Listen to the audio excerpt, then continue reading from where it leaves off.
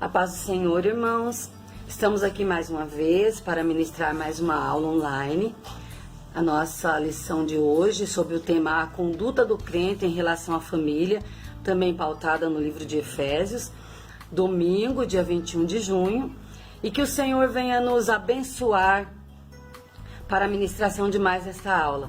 Confesso que é um tema bastante amplo, mas o Senhor vai nos dar graça e vamos pincelar uns tópicos bem importantes da nossa lição. Vamos aprender juntos a palavra do Senhor. E para isso, aí junto comigo, aonde você estiver no seu lar, sentado no seu sofá, até mesmo fazendo alguma coisa, vamos falar uma palavra de oração ao Senhor junto comigo. Senhor meu Deus, mais uma vez na tua presença estou. Senhor, para te agradecer pela oportunidade de estar em contato com a tua palavra. Senhor, para poder, Jesus querido, falar e ministrar os corações dos teus filhos e ao meu também. Dá-nos graça, dá-nos unção e nos enche de sabedoria, Senhor, para tocar nesse tópico tão importante que a tua palavra nos fala sobre a família. Dá-nos direcionamento, sê conosco e nos abençoa, em nome de Jesus. Amém. O nosso textuário está em Efésios, capítulo 5, versículo 31. Por isso, deixará o homem seu pai e sua mãe, e se unirá à sua mulher, e serão dois numa carne. A nossa verdade prática nos diz que Deus estabeleceu o casamento monogâmico, heterossexual e indissolúvel, isto é, a instituição da família para a glória do nome dele. Então, aqui nós precisamos entender sobre um pouco a palavra indissolúvel. Vai durar até que a vida termine. Enquanto durar a vida do casal, dura o casamento. A instituição da família para a glória de Deus. Então, um relacionamento que não venha se dissolver com o tempo, né? Por isso que a palavra diz indissolúvel, que não se acaba, né? Até que a morte os separe. A nossa leitura semanal, né? Vamos pincelar aqui os tópicos da semana. Segunda-feira. Aqui diz em Gênesis 2:24, Deus planejou abençoar todas as famílias da terra. Então o homem disse, até que enfim, osso dos meus ossos, carne da minha carne, seu nome será mulher, pois foi feita do homem. Portanto, o homem deve deixar pai e mãe e unir-se à sua esposa, e os dois se tornarão uma carne, né? Aqui eu peguei esses tópicos da Bíblia, a mensagem, que é muito linda. A leitura, quem puder acompanhar, é muito interessante. Na segunda-feira, temos baseado em Efésios 5:23. Esposa, entenda e dê apoio ao seu marido, pois assim demonstrará seu apoio a Cristo. O marido exerce liderança em relação à esposa, mas da mesma forma com a qual Cristo faz a igreja, com carinho, não por dominação. Assim como a igreja se submete à liderança de Cristo, a esposa deve se submeter ao seu marido, né? Porque aqui na revista está dizendo que o marido é o cabeça do lar, assim como Cristo é o cabeça da igreja. Então, a carta aos Efésios, no seu capítulo 5, diz que é para entender o marido e apoiá-lo.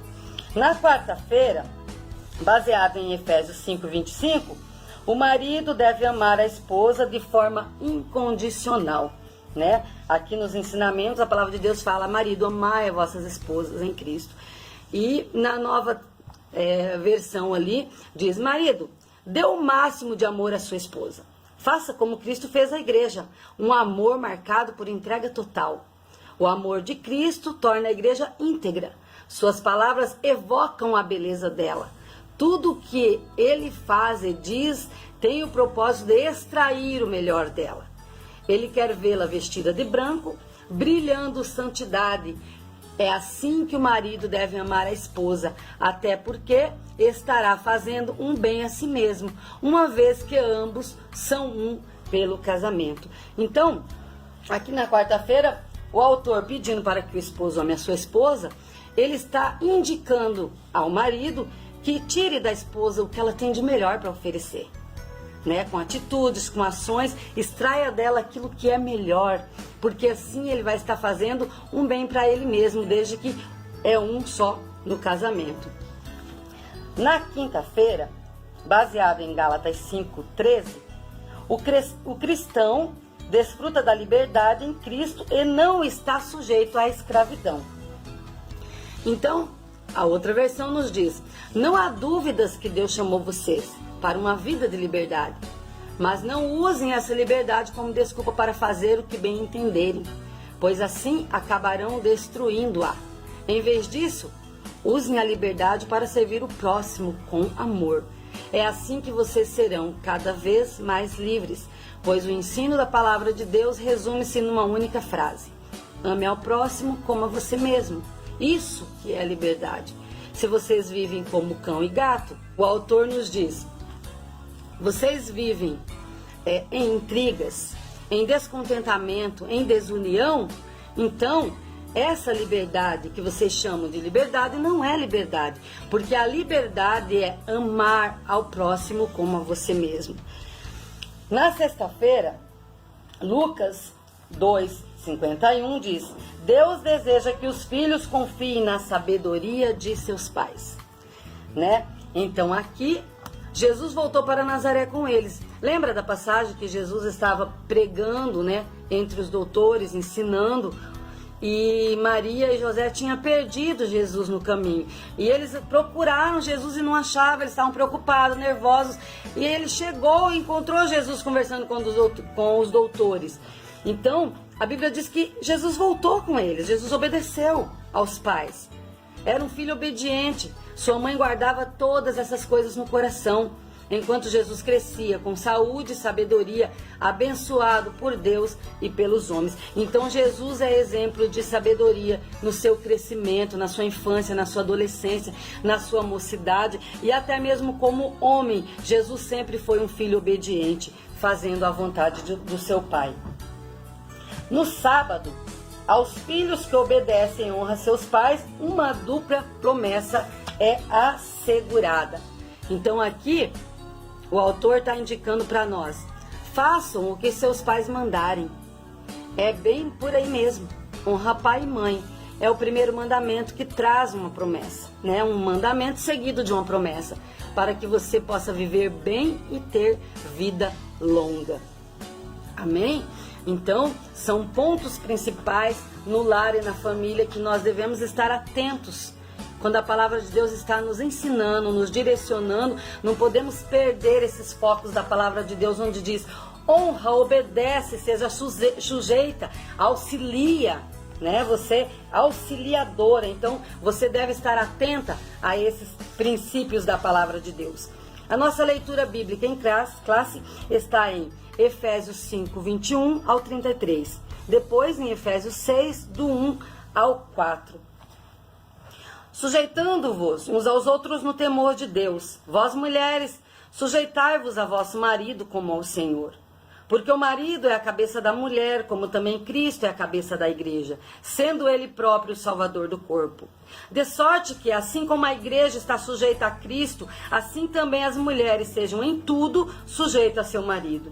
Vós, maridos, amai vossa mulher, como também Cristo amou a igreja e a si mesmo se entregou por ela, para a santificar, purificando-a com a lavagem de água pela palavra, para apacentar a si mesmo, igreja gloriosa, sem mácula, nem ruga, nem coisa semelhante, mas santa e irrepreensível. Assim deve os maridos amar a sua própria mulher como a seu próprio corpo. Quem ama a sua mulher, ama a si mesmo. Porque nunca ninguém aborreceu a sua própria carne. Antes a alimenta e sustenta, como também o Senhor a igreja.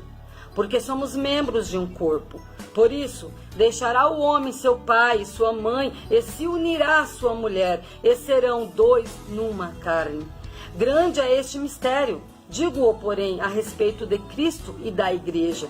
Assim também vós, cada um em particular, ame a sua própria mulher, como a si mesmo, e a mulher reverencie o marido.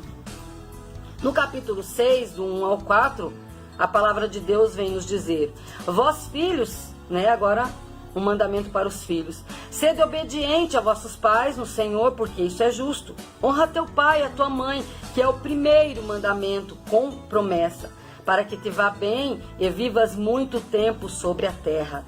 E vós, pais, né, uma orientação aqui também. Não provoqueis a ira vossos filhos, mas criai-os na doutrina e admoestação do Senhor.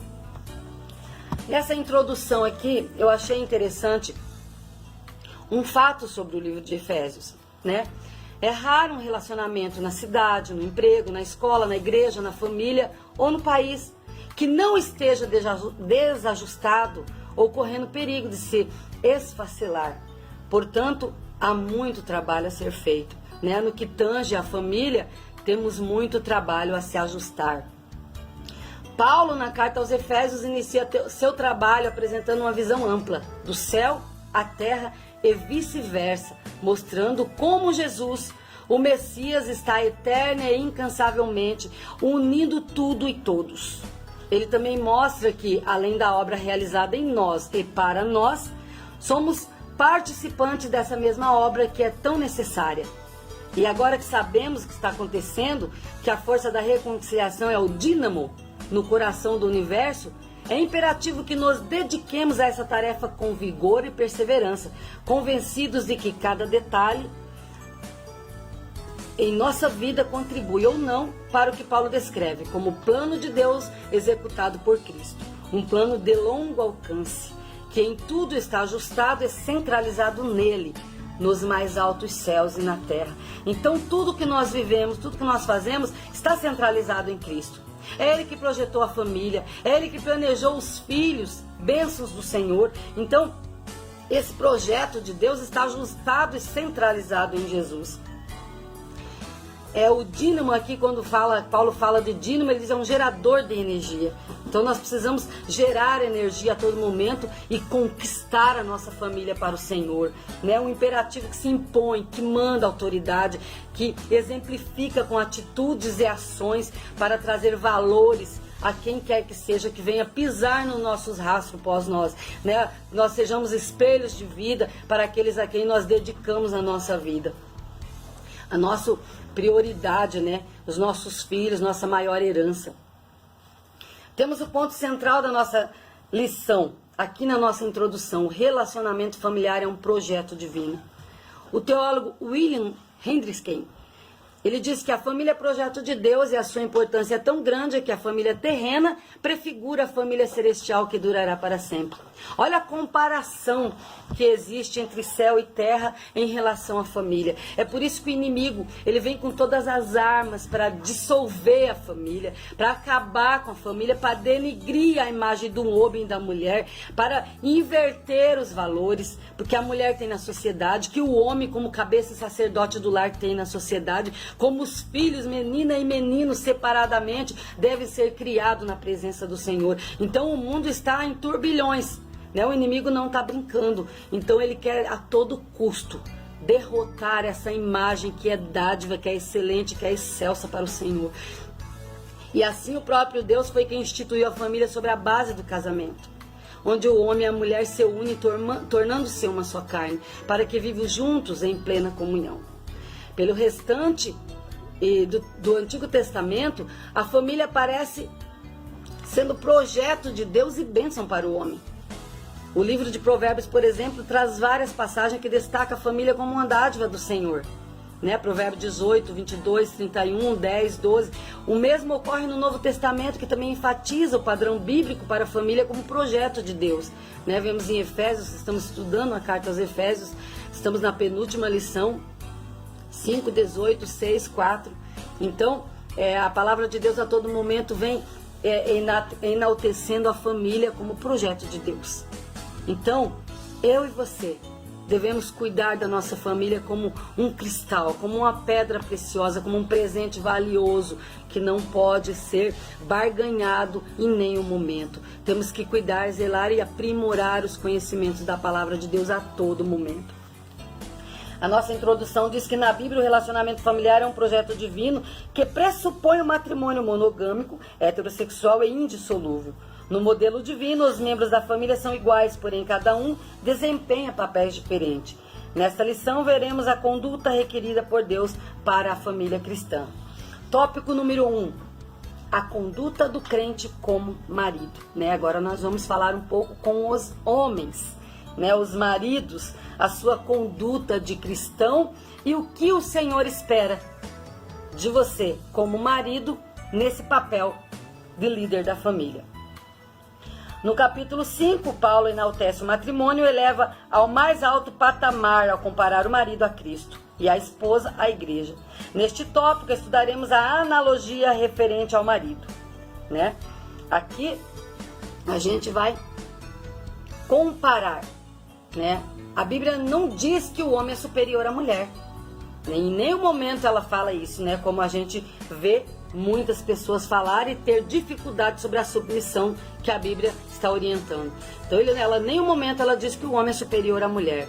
Não se trata, assim, de uma superioridade, e sim de papéis diferentes. Deus deixou bem claro isso na sua palavra. Deus criou o homem e a mulher à sua imagem e semelhança. E isso fica bem claro. Não existe um mais importante do que o outro. Existem duas pessoas unidas através do casamento, exercendo, porém, missões e papéis diferentes. O papel do marido como líder da igreja. Vamos ver aqui o subtópico 1. Na Bíblia, a ordem de autoridade é observada do seguinte modo: Deus é a cabeça de Cristo, Cristo é a cabeça do homem e o homem é a cabeça da mulher. A relação dentro do lar é explicada na frase: o marido é a cabeça da mulher, como também Cristo é a cabeça da igreja. Ela mostra o modelo de relacionamento do casamento cristão, isto é, o marido deve liderar a sua casa do mesmo modo como Cristo lidera a igreja, visando o seu absoluto bem-estar. Aqui é necessário ressaltar uma questão importante: o movimento feminista com viés neomarxista considera esse modelo da família como um sistema opressor do homem contra a mulher. Ao contrário desse falácio discurso, nas Escrituras temos um modelo cristão. Está fundado no amor e no respeito mútuo. Nós devemos ter cuidado, o que o mundo fala sobre essa submissão e o verdadeiro matrimônio diante do Senhor. Aqui nós vemos a importância e a seriedade do casamento aos olhos de Deus.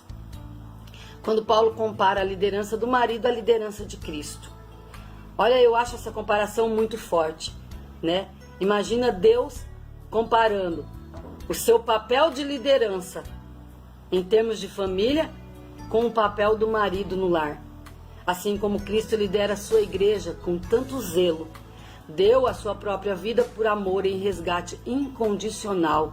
Ele espera exatamente essa liderança do marido. Quando ele constituiu o marido cabeça da esposa, como Cristo cabeça da igreja, ele está exemplificando um papel do marido no relacionamento matrimonial. Liderar a esposa, a família, como eu lidero a minha igreja, como eu amo, como eu me dou, como eu cuido dela com zelo. Então ele espera exatamente essa liderança do marido. Cuidados aprimorados, compreensão, renúncia, dedicação, amparar, cuidar com zelo, com atenção, de uma forma que ela sinta segurança somente ao estar com ele. Pois biblicamente ele é o sacerdote do lar. Quando estamos na presença do Senhor, a gente não sente total segurança que ele está ali, que ele está nos amparando, que por mais que o momento seja difícil, seja crítico, a situação não colabora.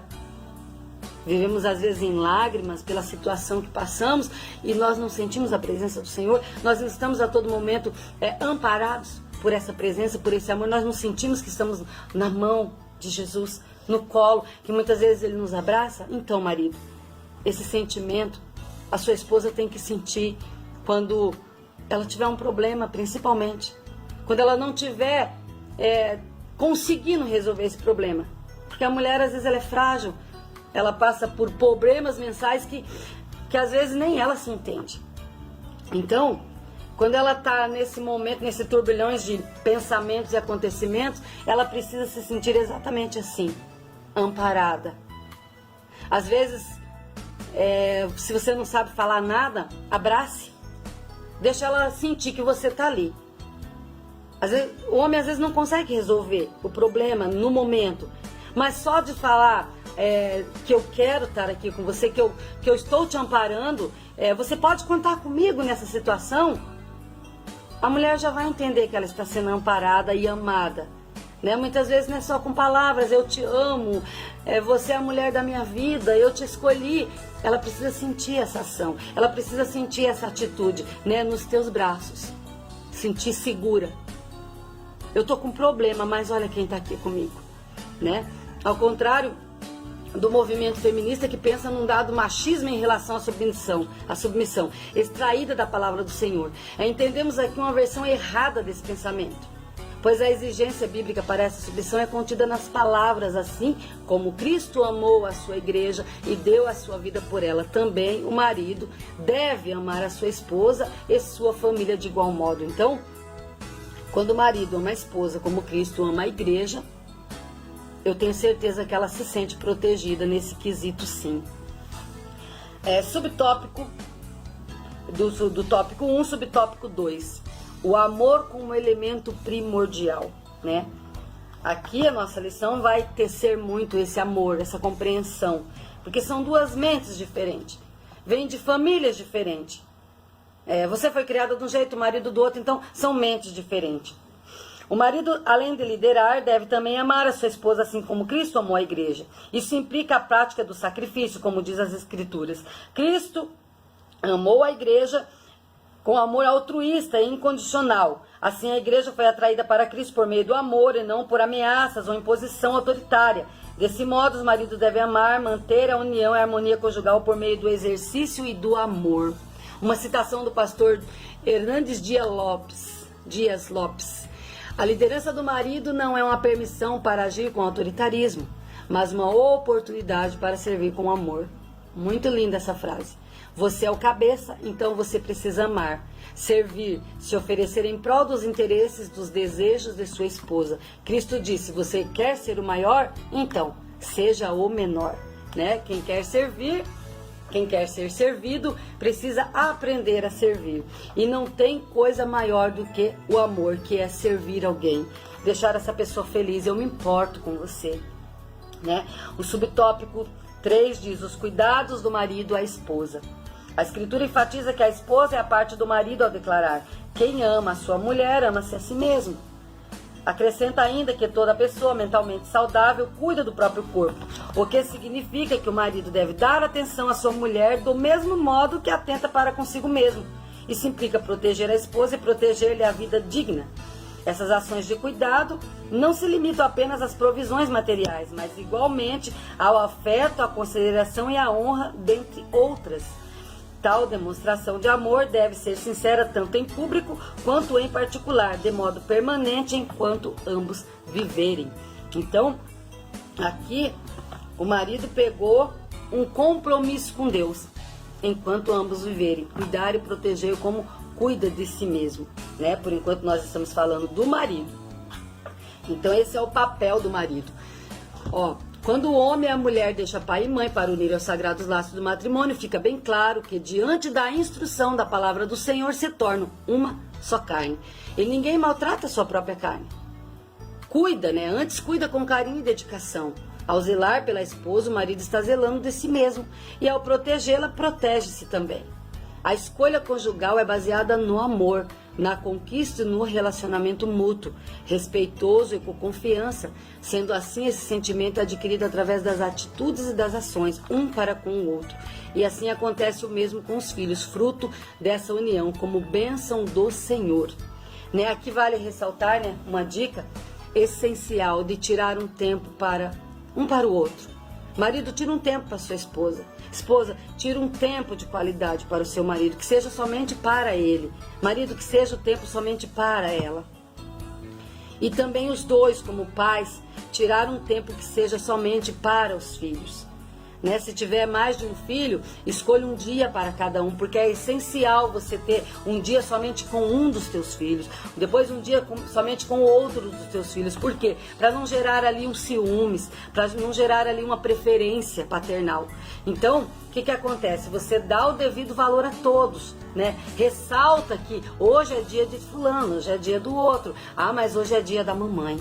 Então isso é muito importante, tempo de qualidade, se importar, querer fazer o que o outro quer fazer, né? Eu estou aqui, eu me importo com você e hoje eu quero passear aonde você quer que a gente vá. Então, Esse tempo de qualidade é muito importante. Ouvir, fazer o que é importante para o outro, dar atenção com qualidade, com valor real que deixa bem claro que o sentimento é verdadeiro e que se importa com o que o outro gosta. Não esquecer da parte espiritual de suma importância, fazer cultos domésticos e inculcar a palavra do Senhor como base no nosso lar, né?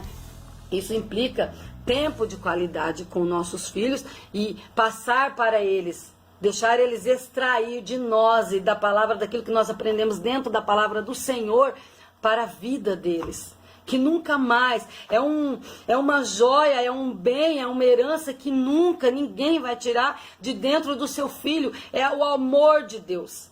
A palavra de Deus que você inculcou para dentro dele, você colocou dentro dele, amar a Deus acima de tudo, zelar, amar ao próximo como a ti mesmo, honra, caráter, honestidade. A palavra de Deus a todo momento está nos ensinando coisas maravilhosas e os nossos filhos, eles precisam entender isso, né? Eles precisam olhar em nós um grande espelho de vida e aprender conosco e com a palavra de Deus que é tão bom servir ao Senhor. A nossa síntese desse tópico diz que ao marido Deus delegou a liderança do lar e o dever de amar sua esposa com verdadeiro altruísmo. O que é altruísmo?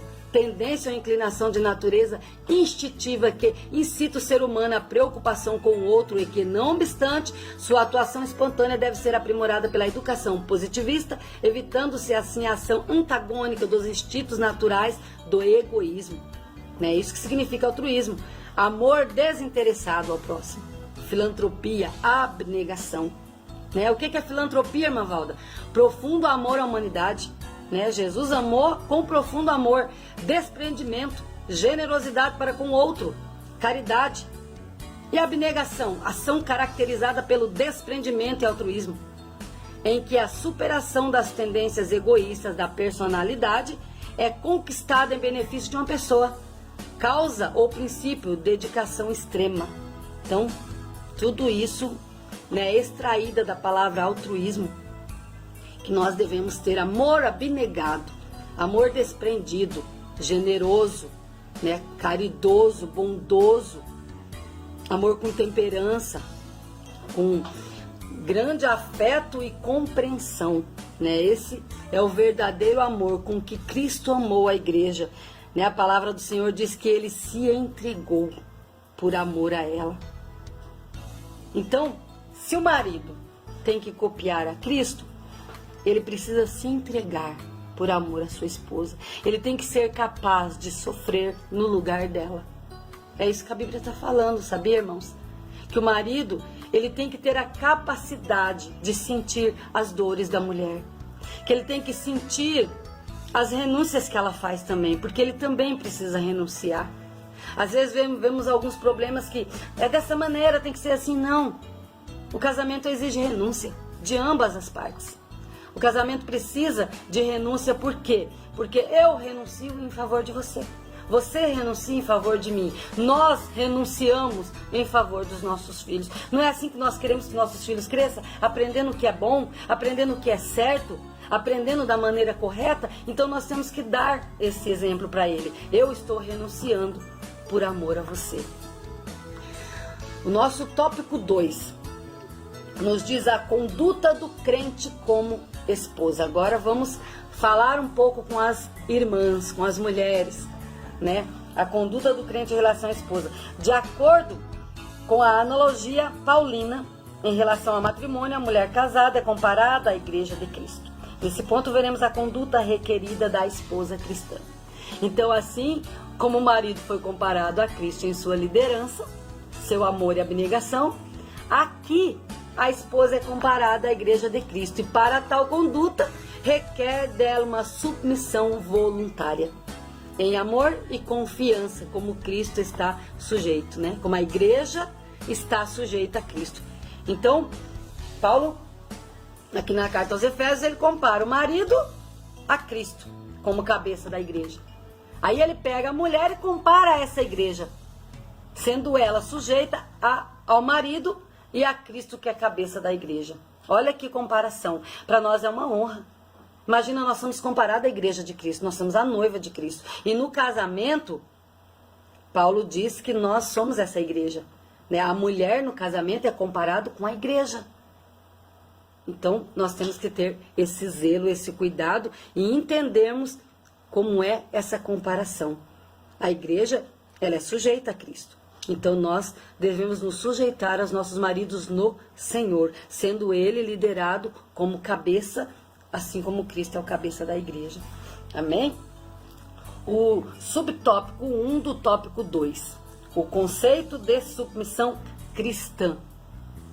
As Escrituras ensinam a sujeição de uns aos outros no temor de Deus. Nessa perspectiva, alguns exemplos de submissão são apresentados: das esposas aos maridos, dos filhos aos seus pais, dos servos aos seus senhores. No caso das esposas, a submissão deve ser assim como a igreja está sujeita a Cristo.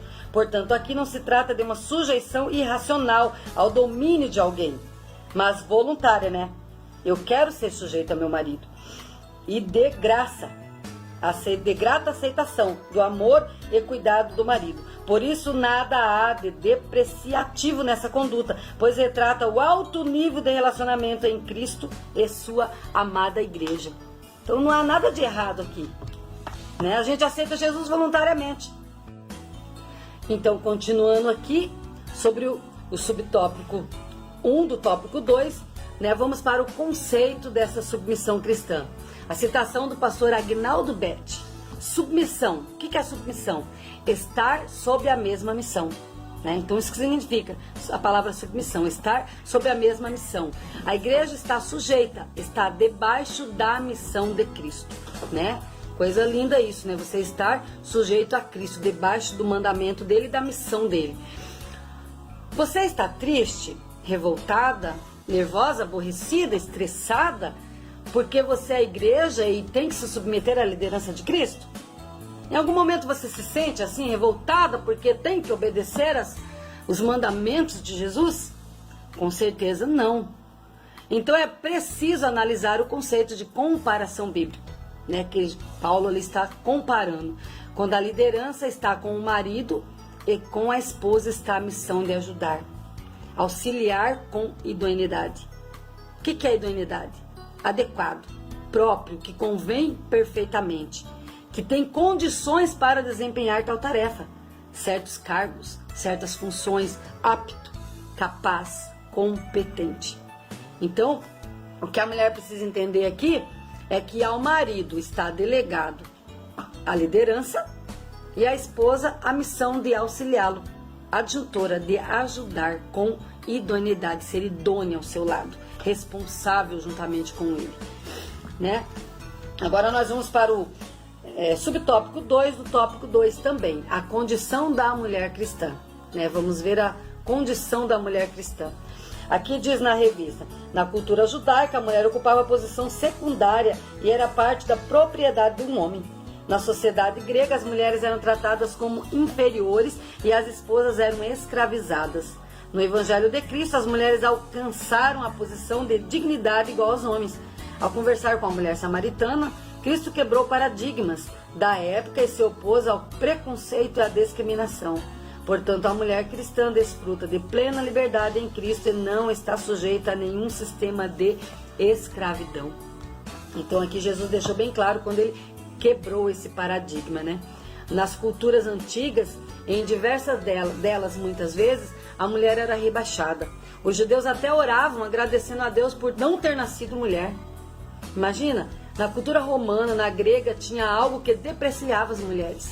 Mas Cristo veio mudando isso, né? Cristo veio quebrando esse paradigma, Cristo veio mudando essa situação, mostrando a igualdade de dignidade entre homem e mulher, pois ambos são importantes na família e cada um tem um papel relevante a ser desempenhado. Então, Cristo veio deixando bem claro que ele deu um papel específico para cada um. Não é que um é inferior e outro é superior. Deus designou o papel do homem e o papel da mulher, tanto no matrimônio, quanto na paternidade e maternidade, tanto como que na sociedade. Então é relevante nós aprendermos isso. Então aqui no subtópico 2, do tópico 2, no subtópico 3, nós vamos ver a reverência devida ao marido. né? Continuando ali a sequência. O amor do marido para com a esposa deve ser altruísta. Esse amor serve ao propósito divino de capacitar a esposa a ser recíproca ao marido. O homem que assim se porta coopera para que a esposa o reverencie. Essa reverência consiste em estima e respeito para com o marido. Denota o sentimento que conduz a esposa a agir de modo a agradar seu marido. Essa postura é demonstrada quando ela o apoia e o ajuda em sua tarefa de liderar. Significa que a esposa participa das decisões em família, porém não procede como opositora nem desautoriza a autoridade do seu marido. Então, o que nós aprendemos aqui como reverência devida ao marido? Né? É uma palavra até forte, né? Prestar reverência ao marido. Né? Vamos ver o que a palavra de Deus fala com relação a essa palavra. A mulher necessita ser ouvida e o marido precisa atender essa necessidade. Ela é mais carinhosa e precisa de atenção, precisa se sentir cuidada e protegida. O marido necessita de honra, dignidade e reverência, e isso precisa ser recíproco da parte da mulher. Né? O mais lindo e digno relacionamento conjugal é que um atende o amor em amor, né? Um atende em amor o outro. Um supre as necessidades do outro. E Cristo, sendo o centro desse lar, né? Ele supre as necessidades de ambos. É assim que funciona um relacionamento, né? Nós suprimos as necessidades do nosso marido e ele supre as nossas necessidades. Ele lidera e nós o auxiliamos. Em Cristo, em amor, voluntariamente, de graça e grato por Deus, nos manter em união num relacionamento conjugal, santo, imaculado diante do Senhor. Lembrando sempre que a mulher não ocupa um lugar de opositora, né? Não é opositora ao homem, não está contra ele, é a favor dele. Ela é adjutora, não pode de forma alguma desautorizar o marido no seu papel de liderança, né? Uma, porque ela vai estar indo contra a palavra de Deus, porque Deus deu o papel de liderança para o homem. Mas juntos tomar a melhor posição e situação a ser agradável, né? Que seja para a excelência da família, principalmente, meus queridos, no que tange respeito aos filhos, né? Nós vemos muitas vezes a desunião, que um quer uma coisa, outro quer outra, um age de uma forma, outro age de outra, um deixa, o outro não deixa, e aí vira um atrito familiar por causa das vontades dos filhos, por causa do que tem que acontecer. E nessa parte, a mulher tem que dar um voto de confiança e deixar com que o homem resolva devidas situações, apoie ele. Por outro lado, o marido tem que ouvir o conselho da esposa, porque de repente ela está vendo de um ângulo diferente, né? A parte dos filhos, né? Em particular, longe deles, os dois, né? Pode pensar junto e chegar num denominador comum que vamos fazer nessa situação, né? O marido liderar com sabedoria e a mulher aconselhar também com sabedoria e ouvir a posição do marido, o porquê disso, porquê que quer dessa maneira, porquê agir dessa forma. Então tudo que tem diálogo, casamento tem que ter diálogo. O casamento que não tem diálogo é fadado ao fracasso. É igual um relacionamento espiritual. O crente que não tem relacionamento com Deus, o cristão que não ora, que não lê a Bíblia, que não fala com Deus, é fadado a uma vida espiritual fracassada, desnutrição espiritual. E um casamento que não tem o diálogo, que não tem aquela compreensão, aquela compreensão mútua, aquele diálogo permanente de compreensão, um ouve o outro, o que é melhor, o que não é melhor, o que fazemos, o que não fazemos, né? Por um lado o marido quer resolver da forma dele, por outro lado a mulher faz birra e também não vou atender. Não é dessa forma. O casamento que não tem diálogo é 100% de chance de ser fadado ao fracasso. Viram inimigos dentro da própria casa. Então ela não tem condições. E no que tange respeito aos filhos, essa união tem que ser mais forte. É o cordão de 3 dobras. É o marido, a esposa e Cristo no meio. Então, não pode de forma alguma ser destruído esse cordão de 3 dobras. A presença de Jesus no relacionamento, a condição espiritual um do outro, a mulher cuidando do marido, o marido cuidando da mulher, o casal cuidando dos filhos. Então, tem que existir essa compreensão mútua entre os dois, né? E principalmente que os filhos sejam bênção e não motivo de separação do casal. Os filhos é bênção, é herança do Senhor. Então devemos tomar muito cuidado. Meus queridos irmãos, minhas queridas irmãs, o inimigo está investindo pesado, muito pesado, porque os filhos de hoje não são os filhos de antigamente. Parece que nós vivemos um patamar totalmente avesso ao que a gente viveu no passado. Então, por causa de certos contritos, né? E os filhos, principalmente, têm que sentir essa segurança no pai e na mãe. Que não é um assunto que vai desestruturar o pai ou a mãe. Eles vão entrar em comum acordo e vão chegar até o filho e ajudar a resolver certas situações. Vamos aproveitar, vocês irmãos, que têm filhos pequenos, bebês ainda. Aproveite o momento, faça ele crescer assim nessa comunhão. Entender que o papel do pai é o papel do pai, que o papel da mãe é o papel da mãe, que o papai falou, tá falado, que a mamãe falou, tá falado. Né? Não é um jogando pro outro. O que que teu pai falou? Ah, que não, então é não, meu filho. Se teu pai falou não, é não. Ah, papai, você falou com a sua mãe, o que que a sua mãe falou? A mamãe falou pra mim falar, então deixa o pai resolver daí. É assim que funciona, diálogo entre os dois, muito diálogo entre o marido e a mulher. Né? Aqui, ó, ambos, homem e mulher, são iguais perante o Senhor. Então precisamos entender isso, né? Que o Senhor fez ambos iguais. O que difere entre eles é os papéis que Deus designou a cada um.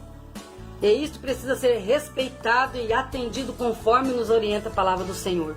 A mulher precisa desempenhar a sua tarefa de auxiliadora idônea, respeitada, né, auxiliando em tudo o seu marido, e o marido precisa desempenhar o seu papel de sacerdote e cabeça do lar, amando, cuidando, zelando com apreço e dedicação, imitando em tudo a Cristo, que é o cabeça da igreja. Então, minha querida, se o seu marido está imitando a Cristo, confia. Se a pessoa está imitando Jesus, está imitando os conceitos, os preceitos da palavra de Deus, não tem nada de errado na liderança dele. Uma porque o marido é abençoado pela esposa e outra porque a esposa é abençoada pelo marido. Quando Deus olha lá do céu, ele olha um. Embora a nossa salvação é individual, nós somos um perante o Senhor, porque somos uma só carne. Amém?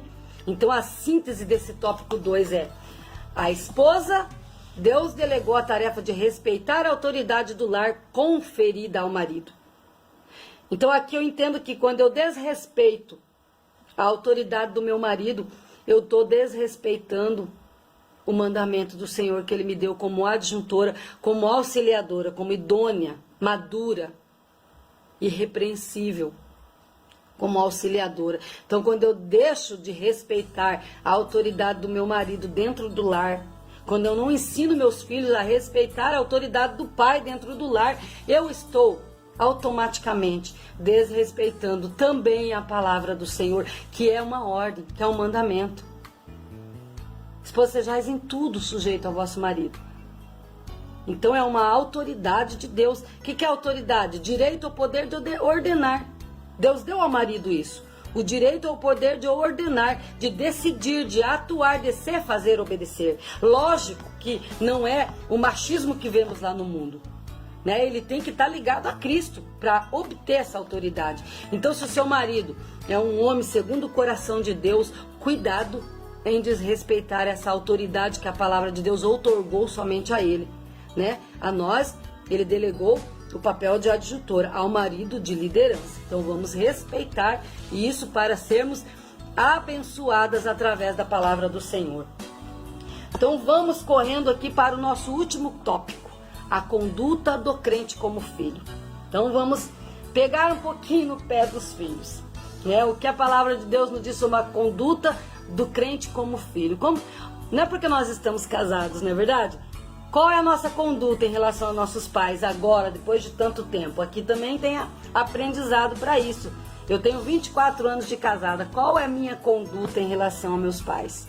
Então vamos lá, a responsabilidade dos pais, né? Que pega, né, dos filhos, como de crente como filho, mas pega a responsabilidade dos pais. Os pais devem criar seus filhos na doutrina e da admoestação do Senhor.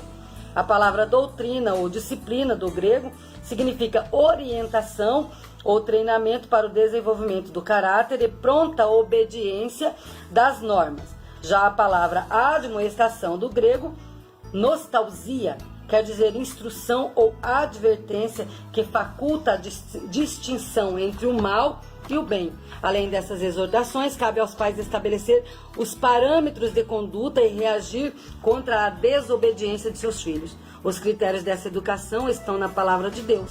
Por outro lado, os pais não devem abusar da autoridade recebida, pois eles devem educar com brandura e amor, sem rigor excessivo ou imposições injustas a fim de não excitar a ira dos seus filhos, né? Aqui também a palavra de Deus está nos instruindo.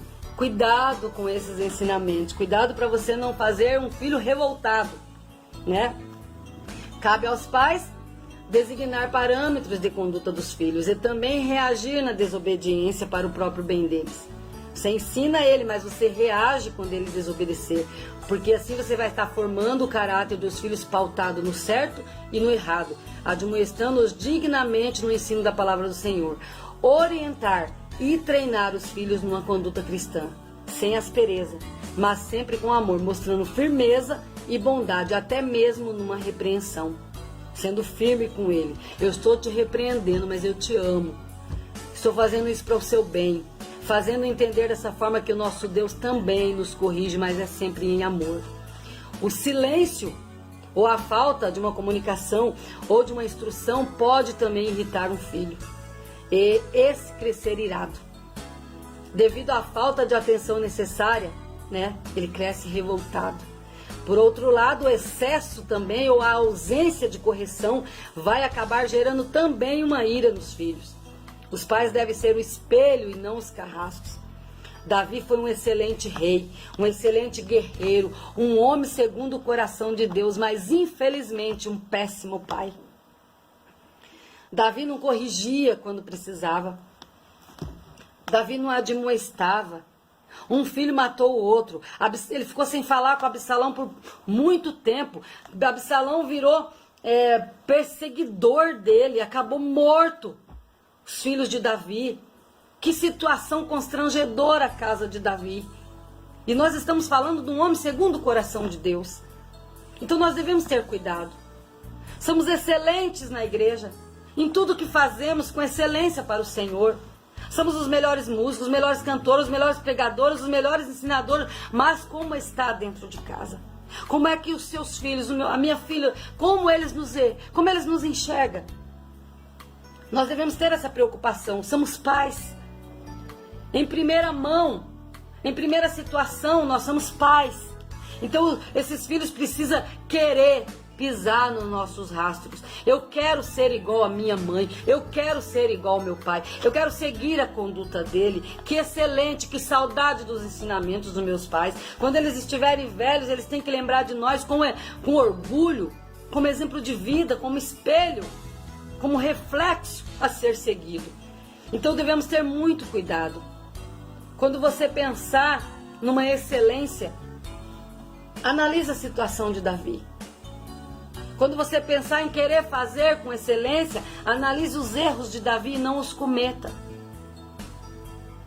Designa parâmetros para teu filho. Se ele errou, corrija. Não encubra erro, não encubra mentira. Faça ele reagir a isso, faça ele confessar o erro, faça ele saber que ele fez errado, faça ele se arrepender do que ele fez errado. Porque a pessoa, quando não se arrepende do seu erro desde pequeno, ele leva isso para toda a vida. Quando ele age com uma desonestidade, quando é pequeno, ele leva isso para a sua vida. É uma borracha, é um lápis, é um caderno que não é dele dentro de casa, faça-o devolver. Porque é isso que vai conduzir ele. É meu, não é meu. É certo, é errado, me perdoa, eu errei. Não minta para mim. Você tem que conhecer seu filho, se ele está falando a verdade ou não.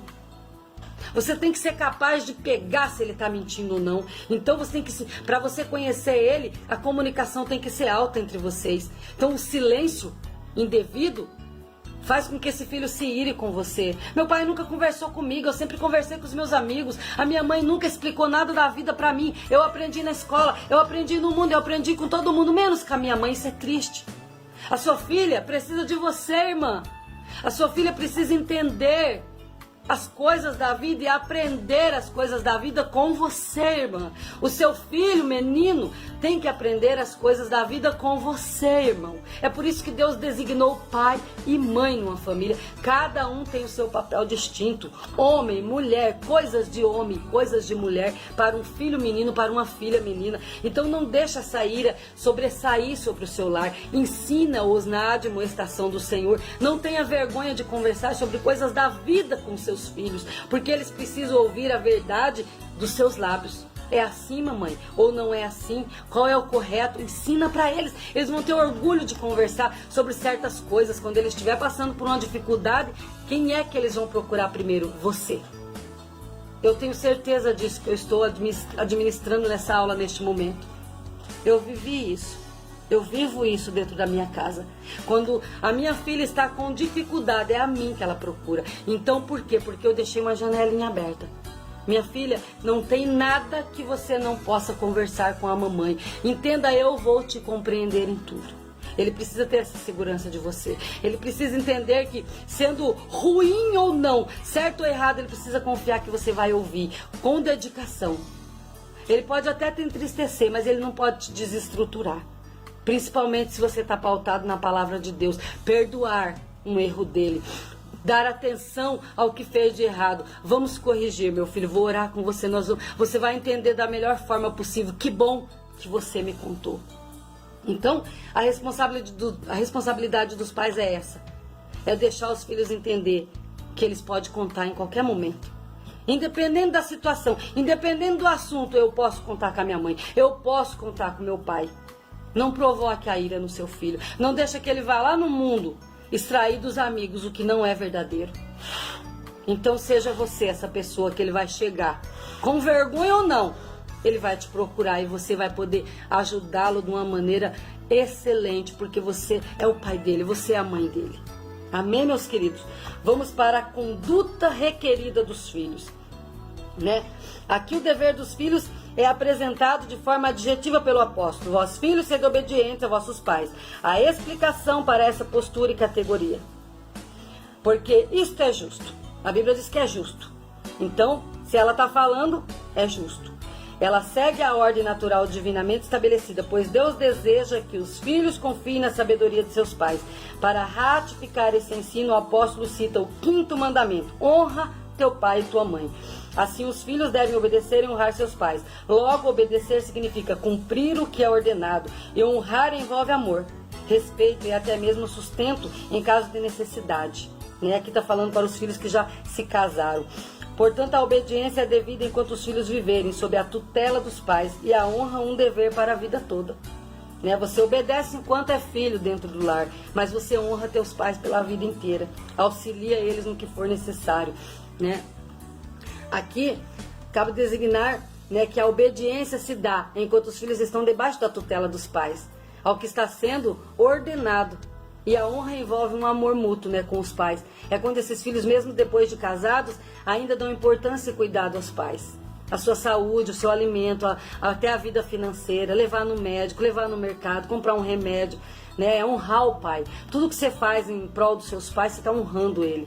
Tentando assim, retribuir de uma forma a preocupação que os seus pais tiveram de criá-lo. Então, isso é honrar os pais. É se preocupar com eles. Ligar. Não ficar a semana inteira sem falar com os pais. Agora eu moro aqui, a minha casa é outra, mas eles são seus pais. Dê a devida atenção que eles merecem. Dê a honra que ele merece. A palavra de Deus diz que Jesus falou: dê honra a quem tem honra. Seus pais têm honra diante de Deus. E isso é preciso ser executado. O último tópico, subtópico do tópico 3, o mandamento com promessa. Estamos acabando a nossa aula. E aqui é o mandamento que vem seguido de promessa. Aos filhos que obedecem honra seus pais, uma promessa dupla lhes é assegurada, para que te vá bem e vivas muito tempo sobre a terra. Essas bênçãos incluem prosperidade exterior e vida longa. Embora as dádivas espirituais estejam implícitas, a ênfase recai sobre os benefícios materiais. Significa que, ao obedecerem e honrarem seus pais, os filhos submetem-se ao arbítrio de Deus, que segundo o beneplácito da sua vontade os recompensa com benesses especiais. Coisa linda a palavra de Deus, né? Aqui os filhos que estão fora dos cuidados, que não estão debaixo da autoridade, que não se submetem a seus pais em obediência, ao viverem as lutas e as dificuldades, as experiências da vida, eles tendem a se dar muito mal em diversos sentidos. Mas quando os filhos obedecem a seus pais, ficam debaixo dessas bênçãos do Senhor, ele está guardado e protegido tanto pelos pais, quanto pela dupla promessa de Deus, porque ele obedeceu e honrou. Então ele está segurado na promessa da longevidade e da prosperidade, vida longa, prosperidade, para que te vá bem em todas as coisas e viva muito tempo sobre a terra que o Senhor teu Deus te deu. A palavra de Deus é linda e eficaz e é maravilhosa. Aqui na síntese do nosso último tópico diz: aos pais Deus delegou a responsabilidade de educar e aos filhos o dever de obedecer e honrar. Daí eu vou para o final dessa lição dizendo: pais, não provoquem seus filhos, sendo duros demais com eles. Tratem de segurá-los pela mão para guiá-los no caminho do Senhor. Tá difícil a caminhada? Segura pela mão. Não deixa ficar fora da palavra do Senhor. E aos filhos, obedecei a vossos pais no Senhor, porquanto isso é justo. Honra teu pai e tua mãe, esse é o primeiro mandamento que vem seguido de promessa, para que vivas bem e tenhas vida longa sobre a terra. Amém, meus queridos? Na nossa conclusão aqui, que está muito maravilhosa, diz que no modelo divino, todos os membros da família cumprem deveres específicos. Então, Deus deixou designado, pai, mãe e filhos, cada um tem o seu dever específico a cumprir. O marido tem o dever de liderar e amar a esposa. A esposa o dever de se submeter e respeitar a liderança de seu marido. Aos pais o dever de educar seus filhos segundo as escrituras. E aos filhos o dever de obedecer e honrar a seus pais. Assim, o amor, o respeito mútuo e a prosperidade fazem parte da família que se porta conforme Deus planejou. Deus em Cristo vos abençoa. É uma aula bastante ampla, eu tentei atingir todos os tópicos aqui necessários para um bom aprendizado, né? Em se tratando de família, a palavra de Deus é rica, é um manancial, mas vamos seguindo em frente, cuidando da nossa família como nosso bem maior, com zelo, com gratidão que o Senhor nos deu. É uma dádiva de Deus poder ser pai, poder ser mãe. Então vamos criar esses filhos. A Bíblia fala que eles são bênçãos do Senhor. É bênçãos do Senhor dada a nós, mas eles são herança do Senhor. Então nós temos que ver que nós estamos com nossas mãos uma herança que é do Senhor. Então, como flecha na mão do arqueiro, assim são os filhos da tua mocidade. Para onde é que estamos atirando essas flechas? Aonde o arqueiro mirar a flecha, ela vai pegar. Aonde que você está mirando essa flecha chamada filho? Para o centro da vontade do Senhor? Ou você está deixando eles ao seu bel prazer? É jovem, é criança, é adolescente. Não faça isso. Como flecha na mão do arqueiro. Mire seu filho para onde você acha que é o caminho certo, que é o centro da vontade do Senhor. Amém, meus queridos? Deus em Cristo vos abençoa. Tenha um ótimo dia na presença do Senhor. Amém.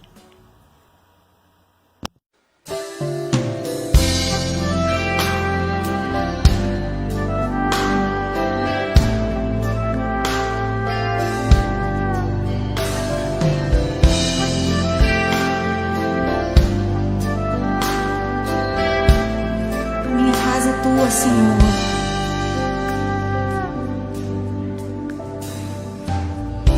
minha casa será uma casa de bênção.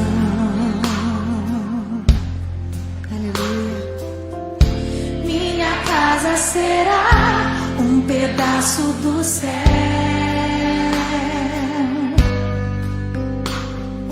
Nela estarão reunidos adoradores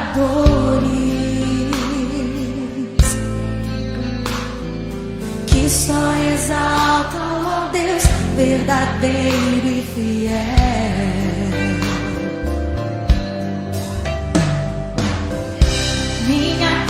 será reconhecida como um lugar de milagre e oração,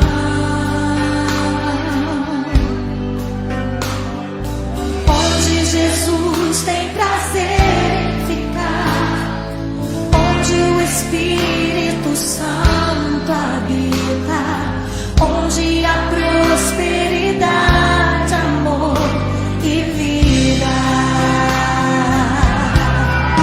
Faça do meu lar, Senhor, um lugar de harmonia. Faça do meu coração tua casa todo dia. Esteja à vontade pra ficar e nunca mais partir, pois a casa que um dia te receber nunca mais saberá viver sem ti. Nunca mais, Senhor. Oh Deus, Tu és necessário em minha família, Tu és indispensável em minha casa, Pai. Seja bem-vindo ao meu lar, Senhor. Aleluia. Minha casa será reconhecida. Minha casa será reconhecida. Eu creio. Como um lugar de milagre e oração,